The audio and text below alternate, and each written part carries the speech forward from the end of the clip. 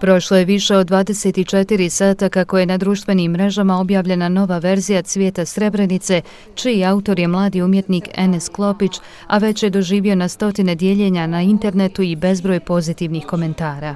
Meni je jako drago ako će taj moj crtež biti podsjetnik na te stvari koje su se desile nama, onda ja sam presretan. Svoju interpretaciju Cvijeta Enes je zasnovao na postojećem, kojeg već nekoliko godina nose i istaknuti zvaničnici naše zemlje i svijeta, kao i preživjeli Srebreničani. On je napravio digitalni crtež uplakanih majki koje sjede oko dječjeg tabuta. Zelena boja simbolizira nadu, a 11 bijelih latica stradanje. To je bio jedan moment. Ja sam pregledavao te ranije radove koji su rađeni na temu Srebrenice i